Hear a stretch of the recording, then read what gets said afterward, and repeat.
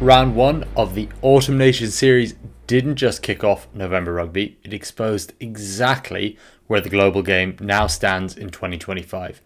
The aerial contest is clearly defining Test rugby. Territory control, kick pressure and high ball accuracy matter more than endless multi-phase possession that dictated the sport up to 2023. The top sides have adapted, the rest are starting to be left behind. England and South Africa in particular showed they understand modern rugby. Scotland looked organised and ambitious, albeit it wasn't against the same level of competition. Ireland, once the model of precision, now looks stale and short of ideas. Starting at Twickenham with England versus Australia, World Rugby's scheduling shambles and England's statement win would be probably the best way to sum this one up. England ended up running away with a 25-7 victory. The scoreboard says a solid victory. The performance said total control by Steve Borthwick's side. They suffocated the Wallabies. They owned 58% of the possession in this match, spent a third of the game in Australia's 22 and out-carried them 438 metres to 287. The scrum held at 93%, the line-out was 94%. This was pragmatic, patient and powerful rugby with England striking when the opportunities presented themselves. The scandal is that wasn't a true test necessarily because this fixture fell outside of the official window. The Wallabies were stripped of Len Ikitau, Tom Hooper and Will Skelton. 3 world-class starters gone because they still can't align the global calendar, which is a major concern for professional rugby as a whole. Without them, Australia looked quite lightweight. England's bench bullied them. Henry Pollock scored within minutes of arriving on the scene. Alex Mitchell darted through a fractured defence, which was really well spotted by the scrum half, and Luke Cavendicky's maul try crushed whatever resistance might have been there from the Wallabies. At fullback, Freddie Stewart recovered from a relatively nervous start, is probably fair to say, to command the air as he normally does. Sam Underhill made 18 tackles without a single miss. George Ford managed the tempo with 410 metres off the boot. That was pretty important to England as a whole. England have now won 8 straight test matches. They're physically imposing, tactically mature and beginning to look like a side capable of beating anyone in world rugby. Over across the road in Wembley, South Africa versus Japan, Rassie's relentless evolution continues with the Springbok side. At Wembley, which is obviously a very special stadium, South Africa dismantled Japan 61-7. It's probably the only way to break it down. It was brutal and efficient from the Boks. 8 tries, 9 red zone entries, 3.9 metres per carry, 100% scrum success. The Springboks didn't need to play beautifully. They just smothered Japan. Siya Kolisi opened the scoring inside 4 minutes from a powerful maul try. Sasha Feinberg and Ngomazulu ran the show as he's been doing all season, scoring twice, creating 3 line breaks and adding 14 points from the boot. When the bomb squad did arrive, Japan folded. Lowe, Esterhazen, Creel and Aronsa all scored after that stage. Lou Diaga dominated the line out with 11 grabs and the forwards carried for nearly 200 collective metres, just really leaning into what makes them a special side at this stage in the game. Erasmus again proved why the Boks are ahead of everyone else when it comes to long-term planning. Zachary Porthen made his debut, another young forward exposed early in his career, another cog added to the machine in a very important position at tight head. The Boks can change half their team and lose nothing at this stage. Their systems were watertight, their standards non-negotiable, something that Rassie has to take credit for. Japan were overmatched from the first collision in this match. Their discipline collapsed, 2 yellow cards, 14 penalties and a pack retreating at every scrum. This was a mismatch from the get-off and a message to everyone else in World Rugby that the Boks are even more ruthless than we thought. Next up was Scotland versus the USA. Absolutely ruthless from Scotland, who taught the Eagles some lessons at Murrayfield with an 85-0 demolition, which was their biggest home win in a century and a warning shot to everyone else that Gregor Townsend has built some serious depth in Scottish rugby.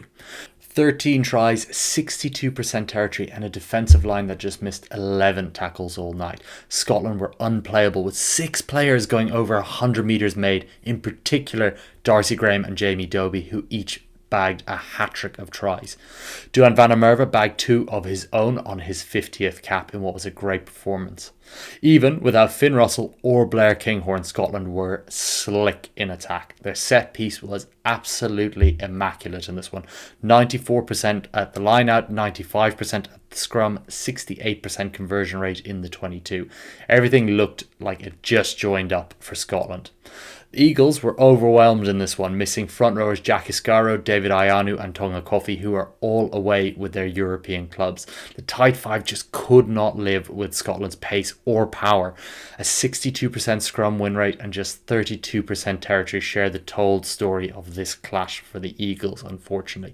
But for USA Rugby, this kind of pain is perhaps necessary. The players in Europe are starting to develop their game quite a bit and are gaining quite a bit of exposure there, which can only be good for USA Rugby and the MLR in the long term when they do go back. The short-term reality is a little bit ugly, but it's the only path to long-term competitiveness for the USA is to play these Tier 1 teams.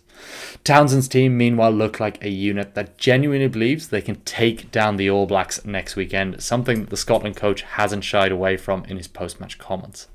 Speaking of the All Blacks, let's head across to the US, where Ireland and the All Blacks played out a bit of a stagnant match really from both sides. It ended up Ireland 13, New Zealand 26, the most revealing test of the weekend perhaps. For an hour, the All Blacks were pretty poor. They just lost collisions, made just one line break and spent most of the half chasing territory. Ireland led 13-7 and looked in control even after Tadhg absolutely absurd and ridiculous red card. Another bunker upgrade that has done the sport no favours when it's trying to grow in the US. Then came the bench. Wallace Sititi changed everything for the All Blacks with 47 metres from just 4 carries and 2 absolutely dominant collisions. Tamaiti Williams flipped the scrum, winning penalties after penalties. Cam Roigard upped his tempo as the game went on, and Ireland just could not live with them. 3 tries in 15 minutes for the All Blacks. Game over for Ireland in Chicago. Ireland's set piece was once again a liability. Just 69% win rate at line out time, 78% in the scrum, 2 clean breaks all match, 11 penalties conceded and 0 punch from the men in green. Andy Farrell's loyalty to the same court is now starting to strangle Irish progress. Ireland have players that are far more suited to the modern aerial territorial game. Players like Jimmy O'Brien and Jacob Stockdale within the squad, and Michael Lowry, Diarmuid Kilgallen, Calvin Nash outside of the squad, but he keeps picking slower options like James Lowe. The attack lacks speed, the pack lacks bite, and the coaching setup is now starting to look a little bit stale, which is all worrying for Ireland. New Zealand's first hour lethargy gave way to a powerful finish for the All Blacks. As we said, Sititi, Roigard and Williams turned the tide for them, and the All Blacks showed they can still close a match with ruthless precision if a team drops off a touch. Ireland, once the masters of detail, now look predictable and flat, which is very, very worrying for Irish rugby. So let's get to the verdict of round 1. It confirmed a bit of a new order. England have rediscovered their authority. South Africa are still the yardstick in professional rugby. Scotland's confidence is growing fast. Ireland are very out of sync, as are the All Blacks, even though they got over the line. Power and precision still really matters, but it's now very much about dominating the air and putting territorial pressure on your opposition. That's what defines success. The teams that kick best, chase hardest and dominate the skies are the ones that are winning the test match. And it's no surprise that the Springboks are absolutely exceptional in that area too. Now to our stat kings of the week. Liam McConnell made a whopping 139 metres on his Scottish debut. Darcy Graham tops the line breaks with 5. Ollie Smith beat 7 defenders. Jamie Dobie and Graham again continue the Scottish trend with 3 tries each. At Twickenham, Fraser McRae pulled off a whopping 5 turnovers. Paddy Ryan pulled off 24 tackles for the USA, and Luid Diaga ruled the sky with 11 line-out wins. So overall, the shift is very real. The question is, who adapts fast enough to catch up to the Springboks? Can they be caught? We obviously haven't seen France as of yet. They are the most likely side to be close to the Boks, but England look mighty impressive. For All Blacks and Irish fans, how do you feel after that match? It didn't really feel like either side hit the pitch. Of course, New Zealand got over the line and they were clinical when they needed to be at the end. For Irish fans, the question is, when do we think Andy Farrell is going to turn over this squad? Should he have been more aggressive this November?